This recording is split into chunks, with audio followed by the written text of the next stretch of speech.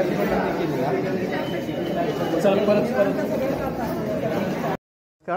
मी प्राध्यापक सुनील देशपांडे, भारती विद्यापीठ भारती कला महाविद्यालयामध्ये गेले 25 वर्षापासून आम्ही शिल्पकला विभाग जो आहे आपला हा अख्ख्या महाराष्ट्रामध्ये इथून विद्यार्थी चांगल्या पद्धतीने कामं करून आपल्या उद्योगामध्ये प्रत्येकाने आपलं स्वतंत्र असं स्थान निर्माण केलेलं आहे। आणि दरवर्षी जे आपलं वार्षिक कला प्रदर्शन होते तर यावर्षी हे 25वे वर्ष आहे। आम्हाला सांगायला आनंद होतो की या 25व्या वर्षामध्ये पण कमीत कमी 3000 विद्यार्थ्यांच्या कलाकृतीची इथं मांडणी आजपासून, म्हणजे तारखेचा जर विचार कधी केला तर 18 तारखेपासून 21 तारखेपर्यंत संपूर्ण रसिक वर्गांना बघण्यासाठी हे प्रदर्शन जे आहे हे आयोजित केलेलं आहे। गंमत म्हणजे या ठिकाणी 3 जे विभाग आहेत की ज्याच्यामध्ये शिल्पकला आहे, चित्रकला आहे, अप्लाइड आर्ट्स आहे, तर असे मिळून 3000 कमीत कमी कलाकृती इथे मांडण्यात आलेल्या आहेत। आणि आपण इथं सुरुवातीला जे उभे आहोत किंवा आमच्या बाजूला हे जे काही विद्यार्थी आहेत याच्यामध्ये आजी माजी विद्यार्थ्यांचं सगळं एकत्र येणं आणि 3 दिवस हा एक उत्सव साजरा करण्याचा जो प्रकार असतो।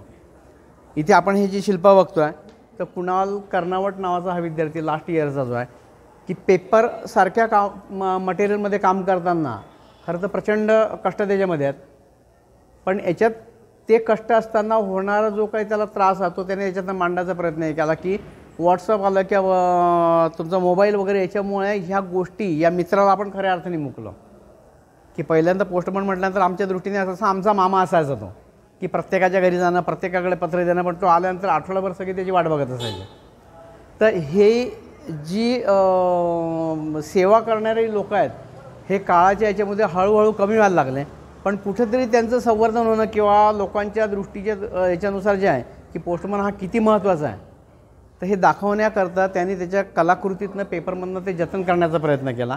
आणि हे शेजारी जे काय आहे विद्यार्थी आमचे पूर्ण हे शिल्पकलेचे काही प्रथम वर्षापासून शेवटच्या वर्षापर्यंत आहे। विशेष उल्लेख असा करावासा वाटतो की आमच्या कॉलेजचीच विद्यार्थिनी सुप्रिया शिंदे ही जी आहे यांचं मागच्याच वर्षी ऑल इंडिया वर्ल्ड रेकॉर्ड झालेलं की शिल्पकलेच्या याच्यानं शिवाजी महाराज जे होतं, मला वाटते त्यांनी पण त्यांचे विचार जर कधी कॉलेजबद्दल किंवा त्यांच्या स्वतःच्या कामाबद्दल शेअर केले तर ते जास्त चांगले होतील। धन्यवाद। मी सुप्रिया शिंदे, मी मेटलमध्ये काम करते आता, पण मी ह्या कॉलेजची स्टुडंट आहे हे सांगायला मला अभिमान वाटतो, गर्व वाटतो। आणि भारती विद्यापीठमध्ये मी डिप्लोमा केलेला आहे। आता ह्या प्रदर्शनात मला सरांनी जज म्हणून जजिंगसाठी बोलवलं, त्याबद्दल कॉलेजचे मी आभार मानते। आणि मला ह्या कॉलेजला होते तेव्हाच 2 स्टेट अवॉर्ड, 2 नॅशनल अवॉर्ड मिळाले आणि आता वर्ल्ड रेकॉर्डही मिळाले। आणि कॉलेजमध्ये 3rd लास्ट इयरला मी महाराष्ट्रात 3री आले, म्हणजे ह्या कॉलेजनी मला भरभरून दिले आणि त्यामुळे मला खूप छान वाटते की आज मला इथं सरांनी जजिंगसाठी बोलवलं आहे, तर खूप खूप धन्यवाद सरांचं। आणि मेटलची फाउंड्री माझी आंबेगाव खुर्द इथे आहे, तर आज ह्या प्रदर्शनात आली आणि मी सगळे शिल्प पाहिले, पेंटिंग पाहिले, तर खूप छान पद्धतीत त्यांनी सगळे शिल्प केलेत। प्रत्येक शिल्पात काहीतरी संदेश मिळतोय आणि त्याची मांडणी किंवा रिदम किंवा एका बाजूला नजर न जाता ती गोल फिरती शिल्पाभोवती, तर ते पाहिल्यानंतर असं खूप छान वाटलं। आमच्या वेळेस पण आम्ही खूप प्रयत्न केला, पण हे आमच्या पुढचेच आहेत, म्हणजे आम्ही ह्या मुलांना असं पाहताना असं वरती पाहायला मिळेल भविष्यात, तर हे मी इथं सांगू इच्छिते। तर धन्यवाद। कॉलेजमध्ये तर असाइनमेंट्स वगैरे चालतात, पण एक्झिबिशनच्या दरम्यान आम्हाला बरंचसं काही नवीनचं करायला अपॉर्च्युनिटीज भेटतात किंवा आम्हाला स्वतःचं करायला एक्सप्लोअर करायला भेटतं आणि सरांचं गायडन्स असतं त्यात प्रत्येक गोष्टीत वगैरे। आणि काही नाही जमलं वगैरे तरी सर असतात आणि असं वेगवेगळ्या मीडियम्समध्ये काम करायला भेटतं, प्लस एवढा सगळ्यांचा प्रतिसाद असतो तर छान वाटतं बघून। आणि भारती विद्यापीठला आमच्या सगळ्या स्टुडंट्सकडनं थँक्यू आम्हाला असं प्लॅटफॉर्म देण्यासाठी, आणि आमचे सर सुनील देशपांडे सर त्यांनाही थँक्यू आम्हाला त्यांचा सतत गायडन्स असल्यामुळे, आणि सर्वांना थँक्यू। आणि आम्ही कामं करतो याची म्हणजे अशी लाईक कन्सेप्ट प्रत्येकाच्या मनात वेगवेगळी असते, पण जसं जसं आम्ही त्यात काम करत जातो, जसं जसं इव्हॉल्व होतं तसं चेंजेस होत जातात। कधी कधी जो रिझल्ट हवा असतो तो रिझल्ट न येता त्याच्यापेक्षा भारी रिझल्ट पण येतो, जसं जसं स्लोली त्यात काम करत जातो किंवा सरांचं गायडन्स असतं। म्हणजे ते सगळं एक्सपेरिमेंट आणि इव्हॉल्वमेंट केवढी असेल त्यात, तुम्ही किती त्या कामात झोकून काम करतात त्यावरच सगळं आहे. आणि प्लस थोडंसं त्या संदर्भात तुम्ही जे करताय त्याचं तुम्हाला थोडं नॉलेज हवं. तर म्हणजे असं विचार काम कंप्लीट नसं झालं तर डोक्यात वगैरे विचार चालू असतात की ते काम कसं कंप्लीट करावं आहे वगैरे. आणि असं अजून तरी मी नाही अनुभवलं, पण माझ्यापेक्षा जे सिनियर्स आहे वगैरे त्यांचे मी जे काही असं ऐकले कामाच्या रिलेटेड वगैरे, तर असतं की खूप साऱ्या कन्सेप्ट्स अशा एकदम स्पॉन्टेनियस येऊन जातात कधी कधी झोपेत वगैरे, किंवा एकदम एखादी काल्पनिक गोष्ट असते आणि ती कामात करता करता उतरून जाते. तर ते पण खूप सुंदर पद्धतीने ते प्रेझेंट होतं कधी कधी. म्हणजे एखादी शिल्पकृती करायला घेतली, समजा एखादं शिल्प करायला घेतलं आपण, तर जोपर्यंत एक पहिलं शिल्प होऊन गेलेलं असतं तर तो थोडा पॉज मिळतो आम्हाला, नंतर दुसरं घेतलं करायला. तर मग जोपर्यंत ते शिल्प पूर्ण होत नाही ना तोपर्यंत ते करण्याचा जो 8 तास असतो, किंवा मग रात्री झोपताना सुद्धा आम्हाला ते दिसतं की अरे काम राहिलंय, किंवा एक दिवस जरी आमचा बुडला तरी असं वाटतं की आज कामाला नाही बसलो म्हणजे काहीतरी मिसिंग झालंय. हा खूप मोठा अनुभव आहे आणि खूप तो मनाला लागणारा अनुभव आहे. त्याच्यामुळे रोज असं ते काम जेव्हा करायला घेतो एखादं शिल्प ते पूर्ण होतोपर्यंत आम्हाला चैनच पडत नाही. आणि ते झोपेत सुद्धा म्हणजे स्वप्नही पण त्याचीच पडतात की अरे उरकायचे किंवा हे करायचे, आणि ते राहिले म्हणजे जेव्हा ते राहतं तर सकाळी लवकर हडबडून जागा होऊन त्या शिल्पाच्या मागं लागतो. त्यामुळे ते पूर्ण एक 8 तासच असतो. आत्ता मी स्वामींचं शिल्प केलं, तर स्वामींचं शिल्प करत असताना मला वारंवार असं वाटायचं की अरे शिल्पामध्ये जे त्यांच्या डोळ्याचे जे भाव आहे तर ते असे मला दिसायचे की डोळ्यातून मला म्हणजे काम करायचे, डोळ्यांच्या भुवया जरा त्या पुढं आहेत, पण ते मला फोटोमध्ये दिसायचं नाही, पण ते मला स्वप्नात जाणवायचं की त्याचा आकार जो आहे तो नाही का पुढच्या बाजूला आहे, आणि ते पण फोटोत का दिसत नाही. तर मी तो स्मरण करून किंवा असं शांत बसून तो आकार पुढं घेण्याचा म्हणजे प्रयत्न केला आणि ते शिल्पात उतरवलं.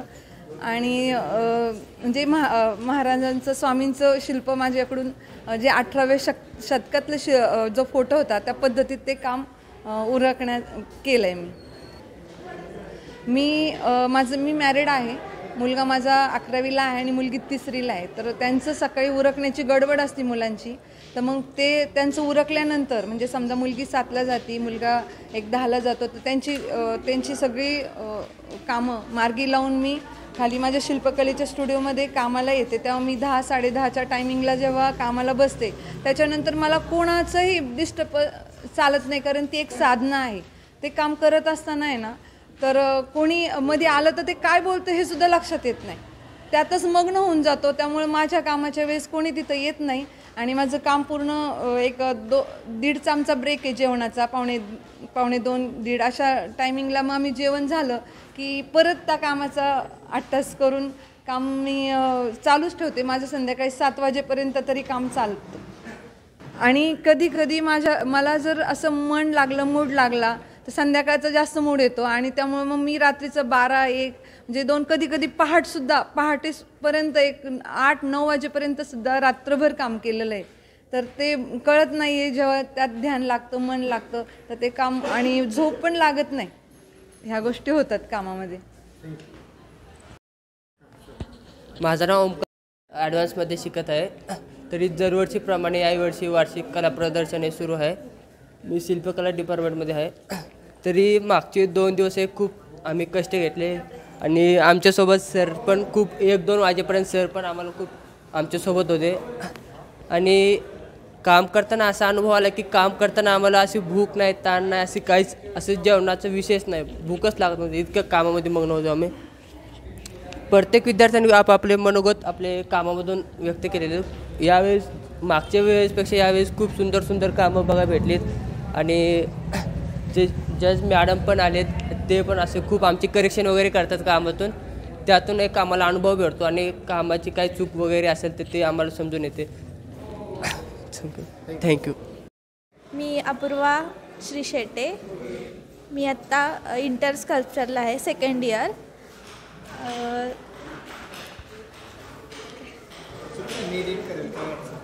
हां, काम करताना काय अनुभव आला आहे? आजच्या प्रदर्शनाच्या आदल्या दिवशीची रात्र तुमची एक्साइटिंग काय होते त्याच्याबद्दल बोला. कामं केली ना तुम्ही?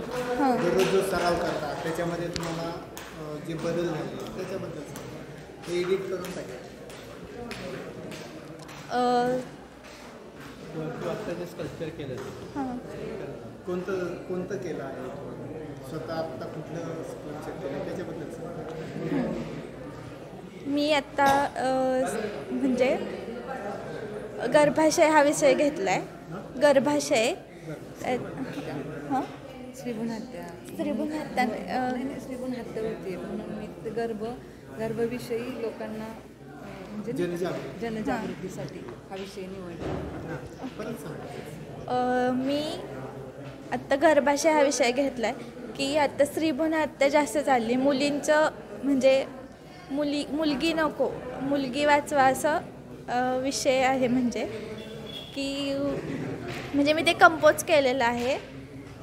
कंपोजमध्ये ते दाखवलेलं आहे की निर्मिती कशी होते बाळाची ते. आणि काम करत असताना खूप छान वाटत होतं आणि काळजी पण वाटत होती की होईल का नाही. ते पूर्ण तर करायचं होतं त्यामुळे आणि सरांचा सपोर्ट असल्यामुळं ते शक्य झालं. आणि इकडे आमच्यासाठी जजिंगसाठी सरांनी सुप्रियाताईला बोलवलेलं आहे. तर त्यांची पण मेटलची फाउंड्री वगैरे आम्ही बघितलेली आहे. सरांनी व्हिजिट पण केली होती आम्हाला त्याच्यासाठी तिकडे. आणि खूप छान पद्धतीने म्हणजे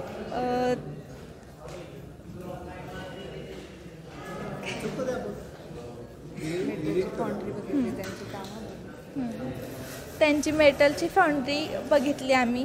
खूप छान पद्धतीने त्यांचं काम पण आहे. आणि भविष्यामध्ये तुम्हाला काय म्हणजे भविष्यात तुम्ही करिअरच्या वाटा ज्या असतात त्याच्याकडे कुठल्या दृष्टीने पाहतात त्याच्याबद्दल जे तुम्हाला काय करायचं